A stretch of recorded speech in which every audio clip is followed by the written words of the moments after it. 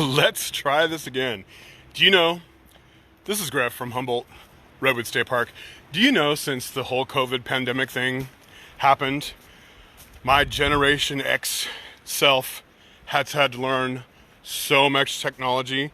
And it's more than just technology. It's also like connectivity and things like that. And it's been a huge challenge. And I've been very resistant of it because I just want to be outside and talk about nature. And you know, the more I resist it, the more technological problems I have. So it's like that old saying, what you resist persists. Maybe that's true.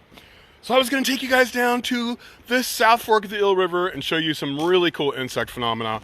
But those plans were foiled by the wind. So I want to talk about another plant that lives here that's a member of the cashew family. Yes, you heard that right. The cashew family. And I was trying to show you over there because it was a great example, but the connectivity doesn't work over there today. It's a day-by-day thing around here. You never know where there's going to be connectivity, but that's all right, okay, because we're in the Redwoods. And when you're in the old growth Redwoods, everything's all right. So I was saying before we were cut off that the old growth forest has the highest, I'm sorry you guys, I got distracted by a comment. She said when she saw a dead tree today, she got very excited because she knew it was, I shouldn't say very excited, but she said she learned how valuable it was for me because I love talking about dead trees. But I'm going to talk about live trees right now because the old growth redwood forest has the highest biomass of anywhere in the world, okay? Anywhere. Biomass means like how much living material, pound for pound. Old growth redwood forests have more living material than any other terrestrial environment, land-based environment, okay? So, more than the Amazon rainforest. Amazon rainforest has much higher diversity, but pound for pound, we have more living material per acre in old growth redwood forest. This place is alive! It's amazingly alive. And mostly that is because redwood trees are so big, okay? But I think one of the next most common plants, there's a few very common plants in the redwoods, and one of them is a member of the cashew family, okay? One that you probably all enjoy very much. Oh, and I don't have my, it's a shame I don't have my visual aids because I left them over there where I lost connectivity. But this is the member of the cashew family that we're talking about today. Isn't it beautiful? Isn't it lovely? There's actually a song about this plant's very close cousin. Does anybody know how the song goes? Sing it for me if you know. Because this plant has oh look, it's a vine. This cashew, even though cashew's a tree, this cashew is a very productive vine, okay? And so it's a vine, not to be mistaken with this vine, which is actually a native honeysuckle that's got little bite marks there because it's delicious for some type of butterfly's caterpillar. But here's some more of that cashew family. So you guys know what it is? You know what it is? So the song about its cousin is Poison Ivy, Poison Ivy. This is poison oak, which is poison ivy's cousin. Now, a lot of you are like, oh, that plant is bad. No, it's not. It's not bad. It gives you a rash. Don't you have some friends, like, I don't want to say friends that give you a rash, but like friends who like are a little bit irritating, but you forgive them because they're super valuable friendships? Well, that's how poison oak is.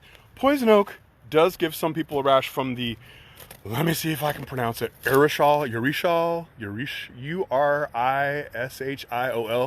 It's an oil in poison oak that causes a rash in some humans and a couple other types of monkeys. I mean primates, a couple other types of primates besides humans. But not dogs, cats, not birds, not deer, not pigs, not anything else. Just us and a couple other primates, which is really bizarre, and I've never read a good explanation for that. Maybe that's one of you will do your PhD in that for me and send me that. But you can see it right here that it blends there's my shadow. It blends very well in with the native vegetation. Poison oak is not related to oak trees. It's related to cashews. It's just got oak-like leaves. And the oil that gets in there, I know it very, very very well, okay? People are like, I've gotten so many rashes. You haven't got as many rashes as I have. I have been exploring the woods all my life. I was a firefighter. I was on trail crews. I've done ecological restoration my whole entire life.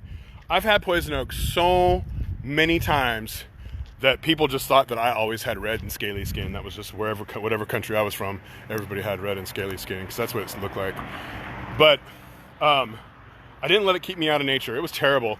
I didn't really get it until I went through puberty, and when I was going through puberty, I got it with my best friend Eugene Heidemann, R.I.P., and him and I were in this creek, and the guess oil was on the water, because it got me every square inch. And the next day I woke up, my face was swollen up, everything was swollen up. And my mom waited a few days, and then she took me to the doctor. There it is, poison oak. And the doctor was a female, and I was going through puberty, and it was traumatic, and I almost passed out when I stood up to show her all the poison oak on my, you know what I'm saying? And I had so much blood in my skin that I almost, like in the poison oak. It was terrible. It was one of the worst cases of poison oak I've ever had. When I was a firefighter, I had a couple of cases, and you know what? I just grinned and bared it, because the alternative was to not be in the woods in northern coastal California, like Humboldt Redwood State Park. It's the most beautiful place in the world. So I just got poison oak. It was terrible. But I soon learned from a dermatologist that you can get the oil off. If you're in poison oak, we have poison oak all over this park and in our campgrounds.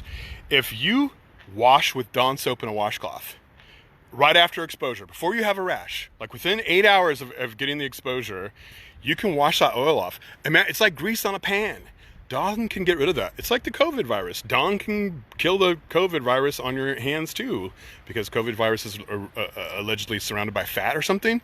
So Dawn's really good at getting that off. It's way cheaper than Technu. If I could have all the money back that I've spent on Technu, I could give, say, the Redwood League a huge chunk, and they could buy some more Redwood land. Seriously.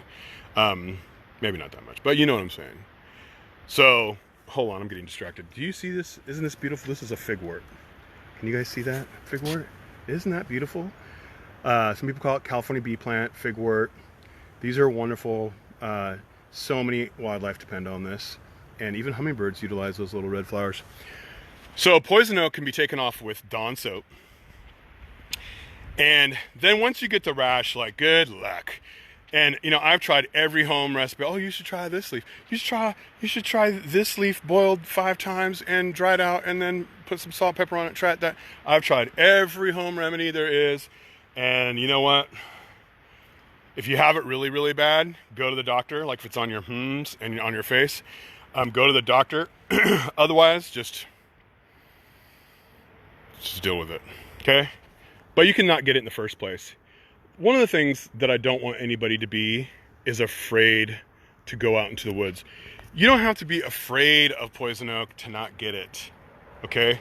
Poison oak is a very ecologically important plant. There's moths and butterflies that lay their eggs on it. There's like 370 different species of birds that eat the berries. Deer eat it. All the other animals can eat poison oak and don't have any issues. Like I said at the beginning, this is just us and a couple primates. I don't know why. But when you come here, you don't want poison oak rash to ruin your park experience. So bring Dawn soap and a washcloth. Don't use Dawn soap in the river, okay? Use one of our bathrooms, use one of our showers in our campgrounds, or if you have to, take the buckets of water far away from the river and wash there. The ways to identify it. So poison oak has tons of phenotypic plasticity, meaning it could look a lot of different ways. It could look like a small bush, tree, vine, you know what I'm talking about, little plant. It can look like all kinds of things. Phenotypic, meaning like way it looks, phenotype, looks, genotype, genes. Plasticity, like variation. So there's your fancy biologist word, phenotypic plasticity. So poison oak has a lot of phenotypic plasticity, but it's a very, very, very cool plant. I've heard from Native friends that their ancestors and some tribal Native Americans today still use poison oak as black dye. Okay, I've never seen it done, but I was told that. And also, a lot of animals prefer eating it because they're super high in calcium, phosphorus, and something else that's hard to get in nature. I can't remember what it was. Calcium, phosphorus, magnesium maybe? But it's very nutrient dense food, although I wouldn't recommend eating it. All right, so let's go over this again. Don't be afraid of poison oak. Just know that it could give you a rash, especially if you break the plant. If you just brush up against a leaf, you may or may not get it depending on how allergic you are to it or reactive you are to it. Otherwise, it's when it breaks. That's usually when I get it, is when I'm building trail through it. It's usually when I get it. But you don't have to be afraid of it. You just got to be aware of what it looks like in all its different forms. It's like orange and yellow and red, and then it loses its leaves. And even when it loses its leaves, you can still get it from the stems. One of the worst cases I've ever gotten has been from when it didn't have leaves, including the last one I got. And you got to appreciate it for being the beautiful plant that is a major food-producing species for lots and lots of different plants and animals. And it's in the cashew family. It's one of those plants one of those organisms that the more you understand about it, the more you respect it, the more you actually like it. Like spiders and ticks and things like that. Like a lot of times people are like freaked out, like crazily freaked out where they're not even having a good time when they're around these things. You can learn about them. You can still not love them and want to cuddle a tick or anything like that. But if you know about it and know like where it's going to bite you, when it's going to bite you, blah, blah, blah, and you're informed about it, then you're not so scared of it. It's the same with poison oak. If you're informed about poison oak, it's not such a bad plant. It's actually beautiful. It's kind of like you don't avoid sticking your hand in the fire because you're afraid of getting burnt. You don't put your hand in the fire because you know you'll get burnt. So you don't chew on poison oak vine because you're, afraid of getting a reaction. You don't chew on it because you know you'll get a reaction. Okay, so don't chew on poison oak vines. And please come to our park and watch out for poison oak. I'm going to look at a couple of your guys' questions, and you are very welcome out there. I appreciate the props. You said it's in the cashew family. Yes, I did, Carla. Melissa says, I'm so glad. I love talking about this stuff, so I'm glad you're learning a lot. Poison oak is not a bad plant. It's a beautiful plant. Just avoid it and make sure your kids know what it looks like and come enjoy the park. And Steve, my interpreter nature guide friend, says follow some hand washing techniques as COVID to treat poison oak. Excellent idea, Steve. So use Dawn soap and wash your hands after you've been hiking or whatever, as you would from the COVID virus. Really good suggestion there, Steve. And wash your pets. Dogs don't get poison oak, but they can carry the oil. Horses don't get poison oak, but they can carry the oil. Okay? So can your shoes. So if you were walking through it and it got on your shoelaces, make sure you wash those shoelaces or something. Anyways, please come visit us in the parks as soon as you can. And we are open for day use. Our visitor centers are closed. Our parking lots are closed, but we are open for day use. And it's such a beautiful time of the year. Oh my goodness, it's extraordinary. The insects are out, the birds are out, the flowers are out, the bats are doing their thing. I live here. I see it all the time, and I am just awestruck continuously, and this is your park, and so I hope you come get awestruck too. All right, see you guys later.